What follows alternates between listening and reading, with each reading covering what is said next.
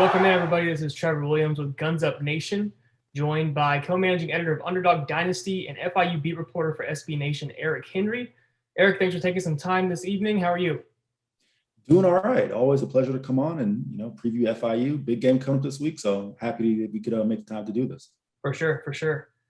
So we'll start off here. The media predicted FIU to finish 6th in the East Division preseason. I want to know what your expectations were for the team going into the year, and if that has changed at all these first 2 games. So Trevor hit me hard right off the bat, right? In effort of full disclosure, I voted that FIU would finish 11th in Conference USA. Okay. So that would, depending on how you see the East playing out, that would put them right around that 6th to 5th range, right? With Old Dominion pretty much the consensus as far as 7. Of course, they didn't play football all of last year.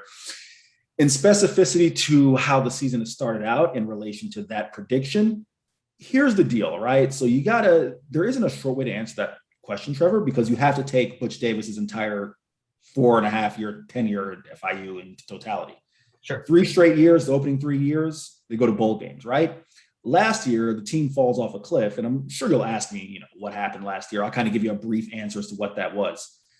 Butch Davis led us in as the season progressed last year, that 5 days before they took on Liberty to open the 2020 year, again, a Liberty team that looks pretty good right now and looked pretty good last year, they only lost by 2 at Liberty. They only had 3 healthy offensive linemen, to the point where they were switching defensive linemen over to offensive line just so they could get a full scrimmage in.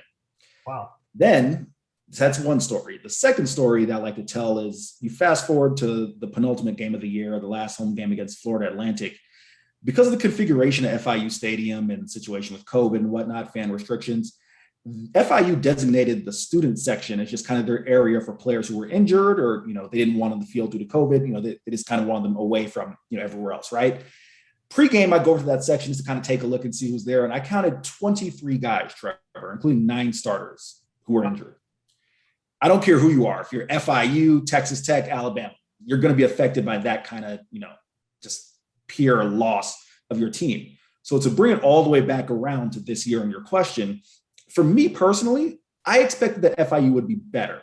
But with the unknowns at quarterback, and we're still seeing how that's played out after 2 games so far, it was hard for me to buy in and say that FIU would make that jump back to a 7, 8, 9 win team.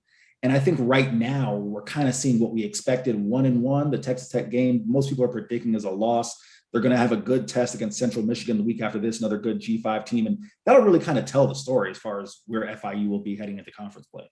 Absolutely. No, I'm glad you touched on the quarterback play there, because that does lead into my second question. Just want you to tell us a little bit about the quarterback, Max Bortenschlager. Am I saying that right? You nailed it. Bortenschlager. Correct. Yeah. Tell us a little bit about Max.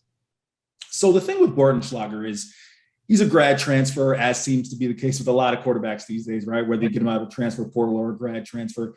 Began his career at Maryland, was a 3-star prospect out of Indianapolis, Indiana, and he started 9 games in 2017 as a redshirt freshman. Actually performed pretty well for a Maryland team that many may know had DJ Moore, of course, as a first-round pick for the Carolina Panthers. But then injuries really derailed his career. He suffered an ankle injury that ended his 2018 year, then an ankle and a back that ended his 2019 year.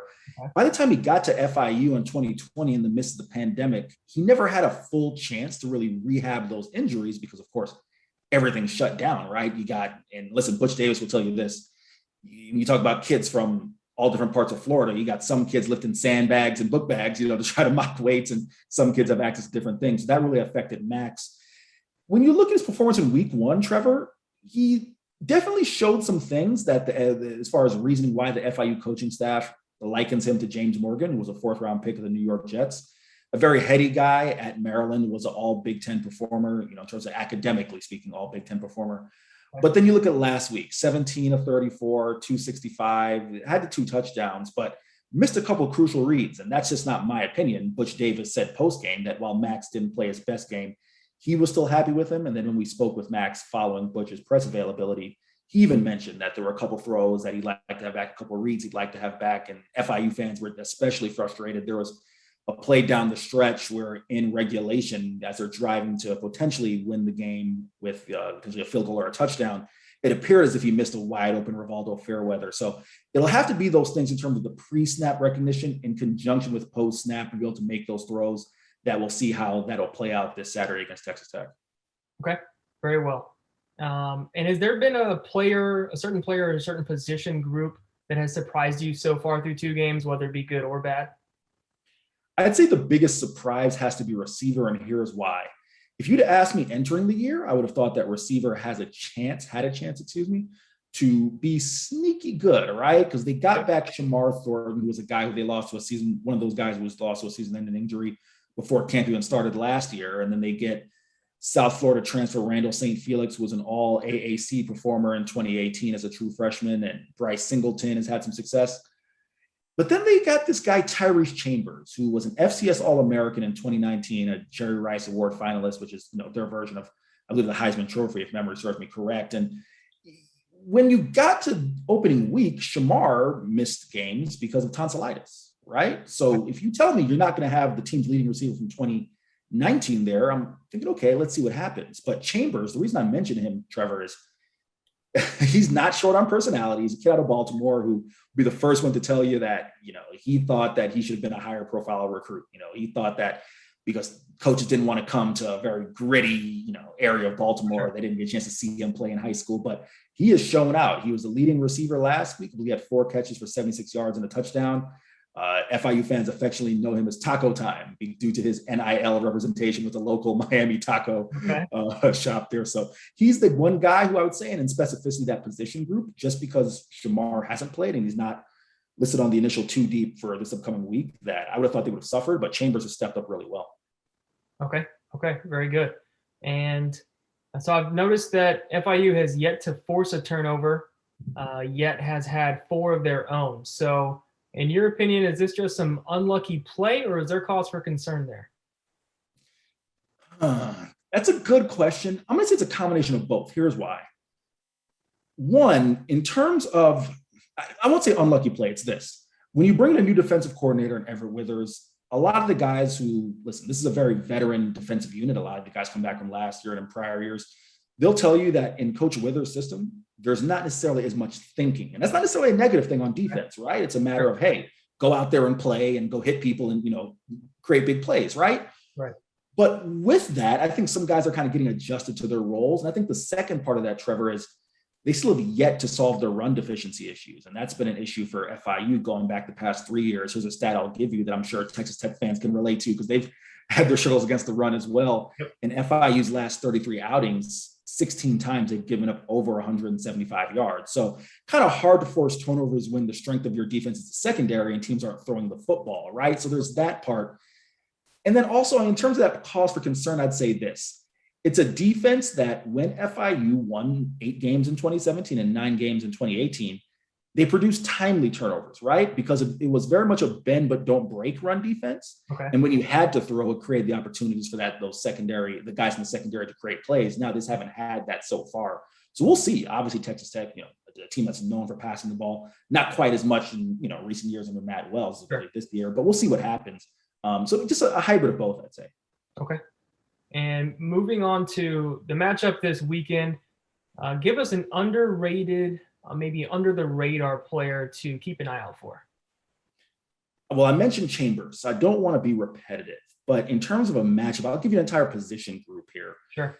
Keep an eye on FIU's tight ends. Okay. They have 2 tight ends, one in Sterling Palmer and the other in Rivaldo Fairweather. Both 6'6", both 250. Sterling runs a 4.7, Rivaldo runs a 4.4. And to get that level of talent, especially at FIU, that you're just not going to get that, right? Sure. So if they can find a way, and offensive coordinator Andrew Briner was brought here to FIU in specificity to use multiple tight ends and multiple running backs to get the ball in those guys' hands, talented playmakers out of South Florida. I will say this. There aren't very many positions where you probably say FIU is going to out-recruit Texas Tech. Sure. At the tight end position, when you look at the size matchup and the athleticism of both guys, that is something you want to keep an eye on, because if they can get any type of production out of those guys and use those size matchups, especially if they can get in the red zone, it'd be something to keep an eye on.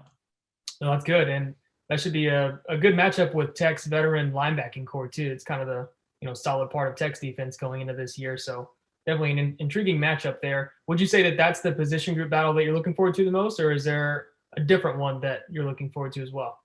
if not the tight ends, and you can say this about any football game, right, Trevor? It's the matchup up front and the interior and specificity.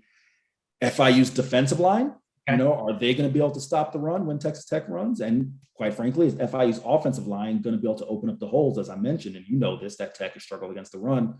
Devontae Price is the guy who is getting all this hype and well-deserves. The executive director of the Senior Bowl, Jim Nagy, has mentioned him as a guy last year that NFL scouts were asking about as far as running back. If they can open up holes for him, then maybe you make things interesting. But that's really FIU's only real chance to win, is it's going to be up front on both sides of the ball. Yeah, well, that leads perfectly into this question. So tying it all together, Texas a 3-touchdown favorite Saturday. What's the recipe for FIU to pull an upset? Simple. One, they're going to have to control the football, limit the turnovers. That's the thing that plagued them last week against Texas State. Devontae Price fumbles twice, and he'd only fumbled twice his entire career 4 years prior. So that just goes to show you how uncharacteristic that is. If they can hang on to the football, limit the penalties, and most importantly, they have to stay out of those second and longs and third and longs, right? Sure. If they can get in second and medium, those second and sevens-ish, and then kind of get yards to your 3rd and 5, 3rd and 4, and use those tight ends, you have a chance. But if they're going to ask Max Bortenschlager and the FIU offensive line to protect on 3rd and 8, 3rd and 9 on money down, FIU's not going to have a chance. Understood. Give us a final score prediction. Final score. I haven't published it in my game preview just yet, so this would be breaking here for you, Trevor. I'm thinking something to the effect of 35-13. Okay. Very well. Well, this shouldn't go out any earlier than Friday, so got a little time there to put your score previews out, but all good. Well, thanks so much, Eric. Again, Eric Henry, co-managing editor of Underdog Dynasty and FIU beat reporter for SB Nation. You can follow Eric on Twitter at EricCHenry_. Eric, thanks so much for your time this evening. Good luck to FIU the rest of this season, and let's hope for a good game Saturday. No problem. Appreciate you having me on, Trevor. Thanks.